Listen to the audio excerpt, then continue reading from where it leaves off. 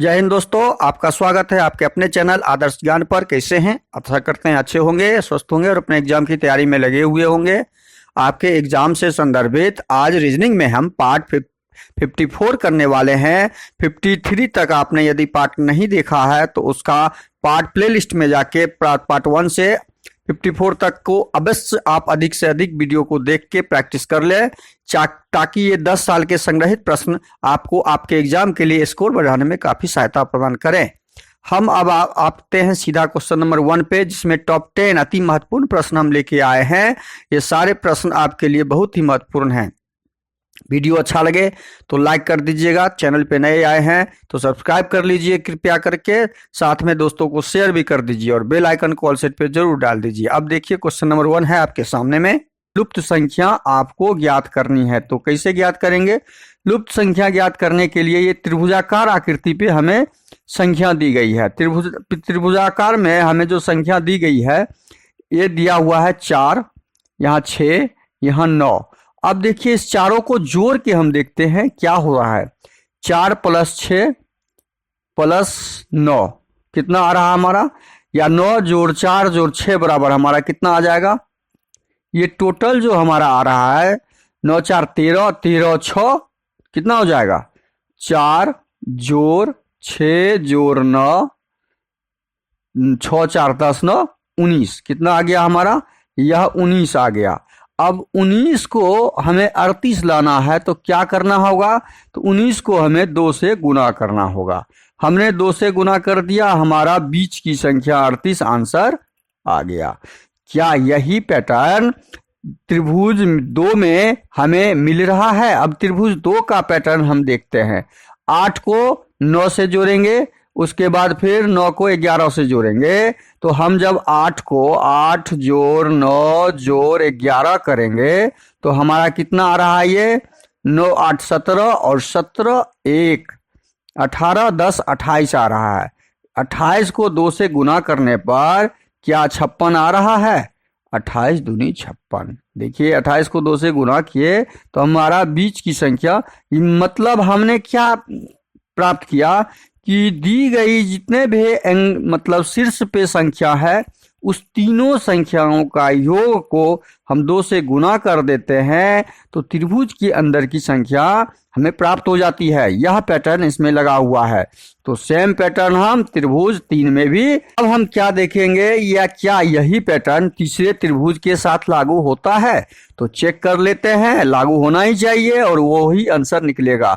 12 + 13 + 11 यदि हम इस तरह से इसमें लगाएं पैटर्न जो पिछले में लगा हुआ था 12 + 13 + 11, तो हमारा क्या आ जाएगा? 13 13 दूना 26, 10 36 आ जाएगा। जब इसको जोड़ेंगे 3 × 2 = 5, 1 = 6, 1 1 2 1 3 और 36 को 2 से गुना करेंगे तो वही हमारा आंसर हो जाएगा। 6 दूनी 12, 3 दूनी 6, 1 7 72। हमारा इस त्रिभुज के प्रश्नवाचक चिन्ह के स्थान पे क्या संख्या आ जाएगा? 72 72 आंसर, जो कहाँ पे दिया हुआ है? जो ऑप्शन ए में हमारा दिया हुआ है। तो ऑप्शन ए क्वेश्चन नंबर 1 का सही होगा। हमने कैसे ज्ञात किया समझ के लिए, आप जहां पे समझ में न आए कमेंट जरूर कीजिए। अगला प्रश्न है क्वेश्चन नंबर 2, नीचे दिए गए विकल्प में से संबंधित शब्द को चुनिए। संबंधित शब्द को चुनना है। संबंधित जैसे पेट्रोल का संबंध गाड़ी के साथ है, गाड़ी में पेट्रोल डाला जाता है, उसी प्रकार बिजली का संबंध बिजली कहाँ पे डाला जाता है? बल्ब में डाला जाता है। तो बल्ब जैसे बिजली डाला जाता है तो चलने लगता है, बल्ब जलने लगता है। उसी तरह पेट्रोल को जैसे ही गाड़ी में डालते हैं तो गाड़ी चलने लगती है। जब हम उसको स्टार्ट करते हैं तो उसी को चलना बोला जाता है। तो जैसे पेट्रोल गाड़ी का संबंध है उसी प्रकार बिजली का बल्ब के साथ संबंध स्थापित हुआ और ऑप्शन बी हमारा क्या हो जाएगा? सही आंसर हो जाएगा क्वेश्चन नंबर 2 का। अगला प्रश्न क्वेश्चन नंबर 3 है। क्वेश्चन नंबर 3 में दिया हुआ है, निम्नलिखित श्रृंखला श्रेणी में से असंगत को ज्ञात करें। अब देखिए असंगत को ज्ञात करने के लिए 30 में से कितना घटाएंगे? 3 घटाएंगे 27 हो जाएगा। 27 में कितना जोड़ेंगे? 9 7 16 + 9 करेंगे तो 36 हो जाएगा। 36 में कितना प्लस करेंगे 45 हो जाएगा, 9 6 15 प्लस 9 करेंगे, 45 में कितना जोड़ेंगे जो 72 हो जाएगा, 45 में कितना जोड़ेंगे 72 हो जाएगा। तो 45 में 12 में से 5 गया 7 और 6 में से 4 गया 27। देखिए ये जोड़ और घटाव का कोई नियम सिस्टम लगा हुआ ही नहीं है। तो यहाँ पे क्या हम देखेंगे, यहाँ पे इसके बाद यह पैटर्न काम नहीं किया तो हम अगला पैटर्न पे दिमाग लगाएंगे। क्या लगेंगे, ये अंकों को जोड़ के देखते हैं। इसके अंकों को जब जोड़ते हैं तो 3, इसके अंकों को जब जोड़ेंगे हम तो 7 2 9, इसके अंकों को जब जोड़ेंगे तो 6 3 9, इसके अंकों को जोड़ेंगे तो 5 4 9, इसके अंकों को जोड़ेंगे तो 7 2 9। देखिए यहाँ अंकों का योग 9 आ रहा है हर एक संख्याओं का। यह पैटर्न हमने इसमें प्राप्त किया और ज्ञात किया। लेकिन संख्या 30 जो है उसका पैटर्न बाकी संख्याओं के पैटर्न से अलग है और प्रश्न में हमें यही पूछा गया है कि असंगत ज्ञात करें। तो असंगत हमने छांट लिया जो ऑप्शन ए में दिया हुआ है, संख्या 30। तो क्वेश्चन नंबर 3 का सही आंसर क्या हो जाएगा, ऑप्शन ए 30 जो असंगत है। अगला प्रश्न है क्वेश्चन नंबर 4, यदि ENCR YPT को किसी कोड में VMXIBKG लिखा जाता है तो ARC को उसी कोड में क्या लिखा जाएगा, ARC को। अब देखिए यहाँ पे क्या दिया हुआ है, ENCR YPT का कोड VMXIBKG दिया हुआ है। अब देखिए इसमें सीधा देखते हैं, E 5 नंबर पे होता है। E कितने नंबर पे होता है, E हमेशा 5 पे होता है स्थानीय मान, N 14 पे होता है, C 3 पे, R 18 पे, Y 25, P 16, T 20। तो ये कितना V 24, M 13, X कितना 24, I 9, B 2 11, G 7।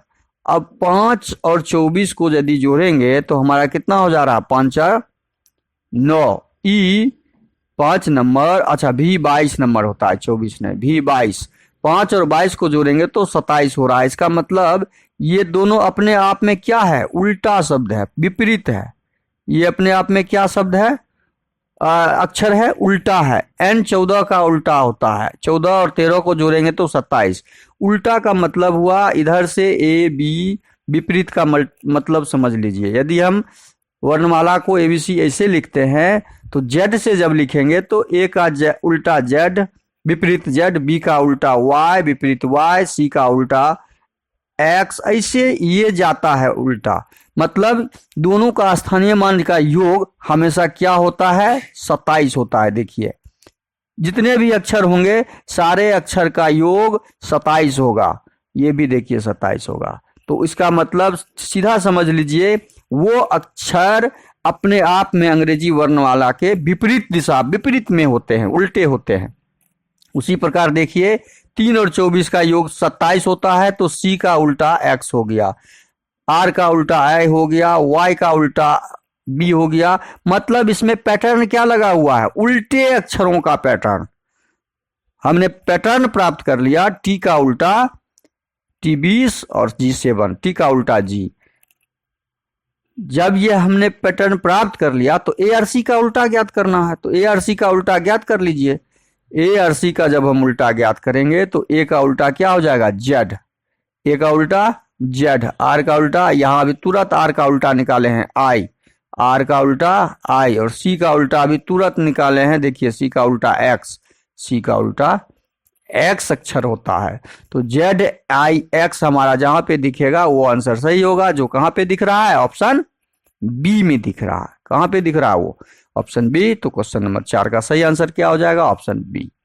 अगला प्रश्न है क्वेश्चन नंबर 5, राजीव दक्षिण दिशा की ओर चल रहा है। दिशा की ज्ञान के संबंध में आप समझ लीजिए, ये उत्तर दक्षिण पूर्व पश्चिम को दर्शाता है। हमेशा उत्तर का भाग, ऊपर का भाग उत्तर होता है, यह उत्तर हो गया। नीचे का भाग दक्षिण होता है, यह दक्षिण हो गया। और उत्तर दक्षिण और दाहिना भाग पूरब होता है, बायां भाग पश्चिम होता है। बस इतना आप मार्किंग कर लीजिए, उसी पे आप चलिए। प्रश्न के अनुसार राजीव दक्षिण की ओर चला। दक्षिण हम मान लेते हैं यहाँ से दक्षिण नीचे की ओर चला। देखिए यहाँ से दक्षिण नीचे की ओर चला, दक्षिण नीचे की ओर चला।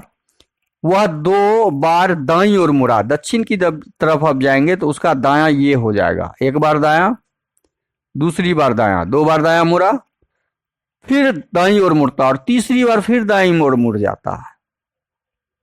1 2 3 बार मुड़ गया वो। अब उसके सम्मुख कौन सी दिशा है? तो ये पूरब। ये देखिए दाईं तरफ ये कौन सा दिशा हो गया? पूरब।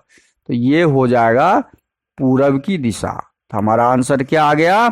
पूरब, जो कहां पर है? ऑप्शन सी में दिख रहा है। बहुत आसान है इस तरह के प्रश्न का आंसर निकालना, और 1 नंबर पक्का कर लेना आपका एग्जाम में एकदम जरूरी है। इसमें कहीं से मिस्टेक मत कीजिएगा। अगला प्रश्न है क्वेश्चन नंबर 6। यदि 3 स्टार 2 का मान 25, 8 स्टार 7 का मान 225, 7 स्टार 2 का मान ज्ञात करना है, तो अब इसके बीच पैटर्न क्या लगा हुआ है? 3 को यदि 2 से जोड़ देते हैं स्टार की जगह तो 5 हो जाएगा, और 5 को जब हम स्क्वायर करते हैं तो हमारा 25 हो गया। देखिए हमने संबंध ढूंढ लिया। उसी प्रकार हम इस 8 और 7 का निकालेंगे। 8 जोड़ 7 कर देंगे तो 8 7 कितना होता है? 15, और 15 का स्क्वायर कर देंगे 225 आ गया।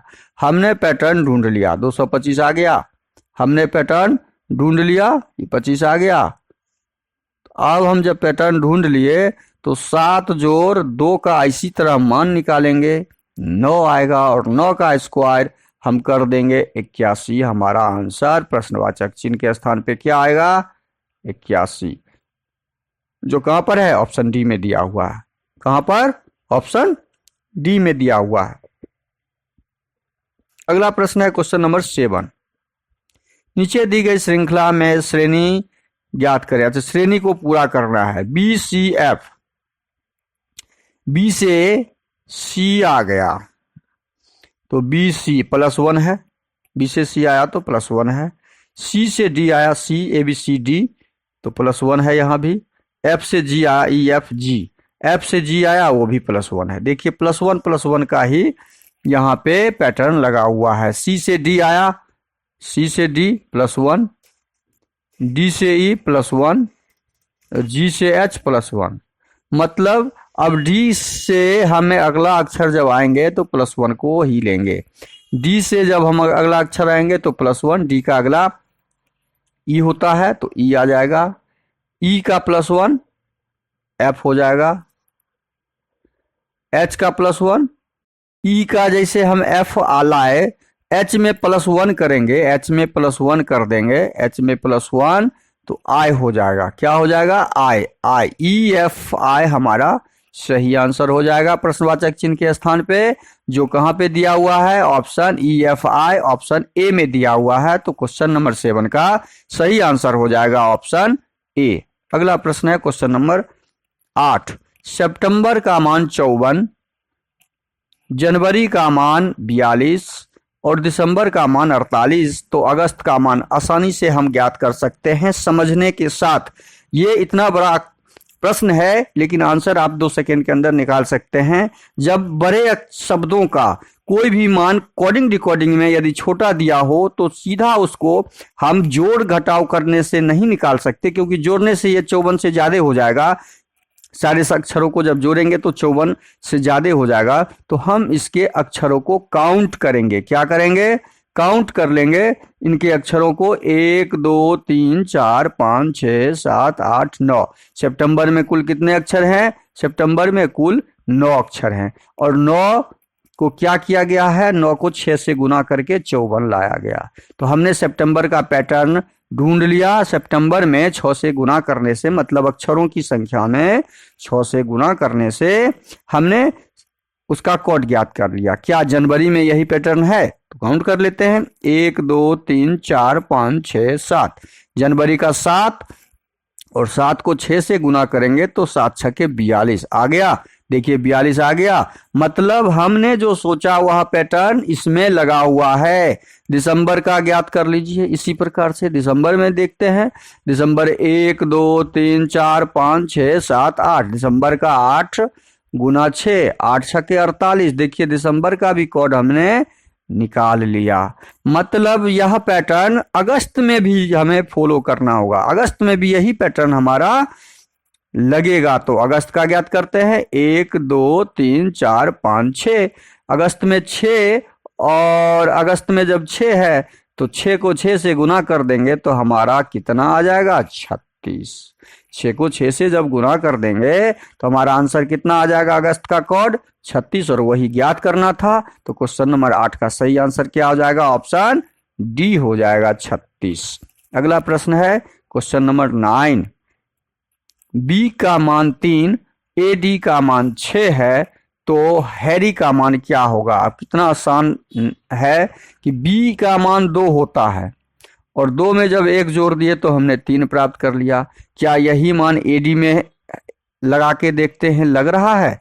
यदि यही पैटर्न लग रहा है, जैसे बी का कोड हमने ज्ञात किया उसी प्रकार ए डी का भी कोड हम क्या उसी पैटर्न पे देखते हैं, लगा के लग रहा है। ए का मान 1, डी का मान 4, दोनों को जोड़ते हैं तो 5, और 5 में 1 जोड़ने से हमारा 6 प्राप्त होता है। देख लिए, बस उसी प्रकार हम क्या करेंगे, यही पैटर्न HARRY में लगाएंगे, और H का मान 8, A का मान 1, R का मान 18, R का मान 18, Y का मान 25। इस सबों को जोड़िए, जोड़ने से जो प्राप्त होगा वही उसमें 1 जोड़ देंगे हम। 8 18, 8 दूनी 16, अतिरिक्त 24, 1 25, 5 30, 30 का 0, हाथ में 3, 2 5, 1 6, 1 7, 70, और 70 में जब हम 1 जोड़ देते हैं तो हमें क्या प्राप्त होता है, वही पैटर्न लगा के हम इस क्वेश्चन नंबर 9 का सही आंसर ढूंढते हैं। हरी का कोड क्या हो जाएगा, 71 हो जाएगा, और जो ऑप्शन सी में दिया हुआ है, जो कहाँ पे दिया हुआ है, ऑप्शन सी में दिया हुआ है। अगला प्रश्न क्वेश्चन नंबर 10 है आपके सामने, BAB का संबंध CEC से ज्ञात करते हुए DID का संबंध प्रश्नवाचक चिन्ह से ज्ञात करना है। अब देखिए B का संबंध हम कैसे ज्ञात करेंगे, B से C कन्वर्ट हुआ है, तो B से C कन्वर्ट होने से क्या हुआ कि B 2 नंबर पे और C 3 नंबर पे, 1 प्लस है, यहाँ पे 1 प्लस है। A और E क्या किया, A 1 नंबर और ये 4 प्लस है, और फिर B और C में क्या कर संबंध है, 1 प्लस है। तो 1 + 4 + 1 का यहाँ पे पैटर्न लगा हुआ है, वही पैटर्न हम यहाँ लगाएंगे। D में जब 1 प्लस करेंगे, 4 में 1 तो E हो जाएगा। I 9 नंबर पे, 9 नंबर में 4 प्लस करेंगे तो 9 4 13 हो जाएगा, 13 M होता है, 13 क्या होता है, M होता है। D 4 में फिर हम 1 प्लस करेंगे, D 4 में 1 प्लस करेंगे तो 5 हो जाएगा, जो E होता है। तो हमारा प्रश्नवाचक चिन्ह के स्थान पे क्या आ जाएगा, EME, क्या आ जाएगा, EME, जो ऑप्शन डी में दिया हुआ है। तो क्वेश्चन नंबर 10 का सही आंसर क्या हो जाएगा, ऑप्शन डी हो जाएगा। अगला प्रश्न है क्वेश्चन नंबर 11। देखिए क्वेश्चन नंबर 11 टाइपिंग मिस्टेक है, ये 11 नंबर क्वेश्चन है। निम्न आकृति में वृत्तों की संख्या ज्ञात करना है। वृत्त की संख्या तो काउंट करना है, जहां वृत्त हमें दिख रहा है, 1 वृत्त, 2 वृत्त, 3 वृत्त, 4 वृत्त, एक यहाँ छोटा सा 5, एक ये बड़ा 6, और एक सबसे बड़ा ये 7। पहले वृत्त में हमें वृत्त की संख्या 7 प्राप्त हुई। अब दूसरे वृत्त में देखते हैं, ये वृत्त के अंदर ये सबसे बड़ी वृत्त 1 2 3 4 5 6, दूसरे वृत्त में हमें 6 वृत्त दिख रहे हैं।